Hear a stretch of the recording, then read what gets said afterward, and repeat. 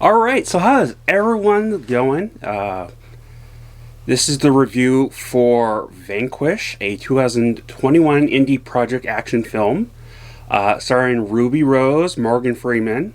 The plot of it is Ruby Rose, an ex-courier for the Russian mob, ends up having to kill people for Morgan Freeman, an ex-cop, in order to see her child again after Freeman takes her. So in the last Ruby Rose film I did was SAS Red Notice. I said that I wasn't a fan of Ruby Rose, but didn't see her in anything out of Batwoman and John Wick. So I can't really tell her, tell what her acting skills are. Brain fart for a second. Her abilities. So I saw this in the new release category on iTunes last Tuesday, I think. I saw it had Morgan Freeman in it, and that's what sold it for me, not Ruby Rose. And I'm not really on one of those journeys. I think I said I was going to, but I was a little bit hesitant to say that I'm on a quest to, prove me wrong about Ruby Rose. Well, unfortunately, I'm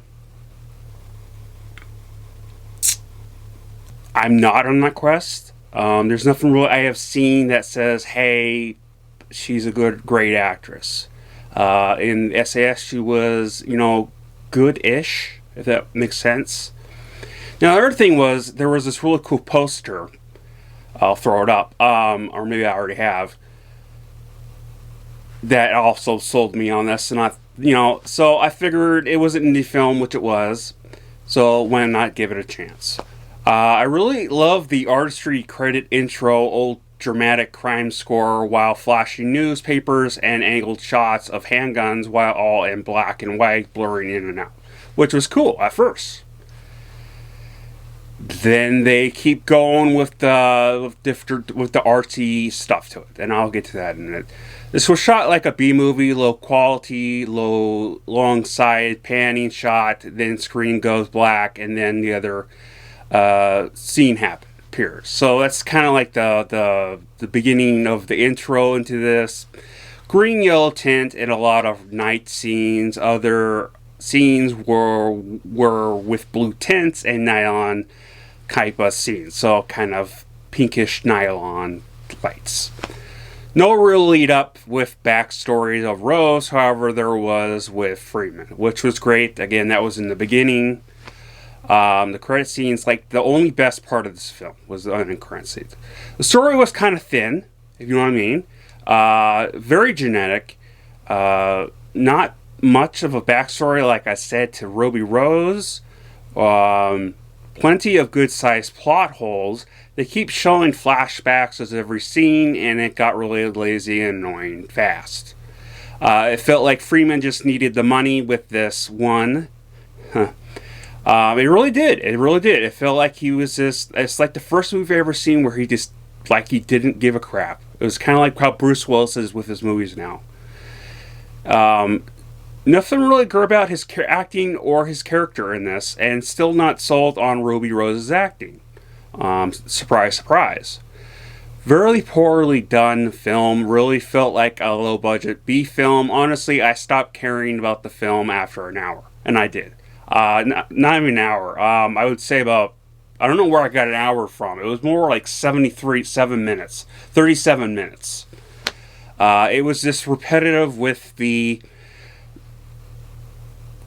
flashbacks of the thing, and that's got really old. They kept doing it. It's like it was really overdone. They did way too much with trying to get artsy with this film. This is another one that was like that. I believe the other one that said was very artsy, and they overdid it with the whole stuff was chaos or something. I'll have to check what that is, put that up. Because I didn't watch this whole film, I know people are not going to like that, but personally, I'm not going to finish a film that is that bad of a film. So, as that being said, So here's my rating for what I did watch.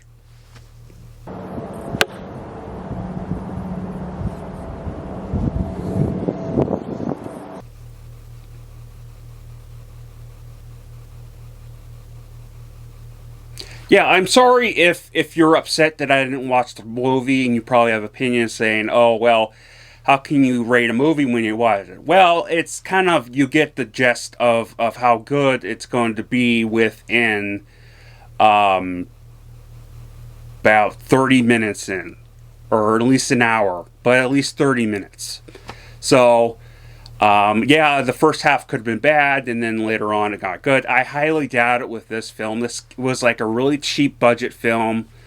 Something Gallo was the director and the writer of this. I looked it up. He was one of the four writers for um, Bad Boys and Bad Boys 2, and the fourth one.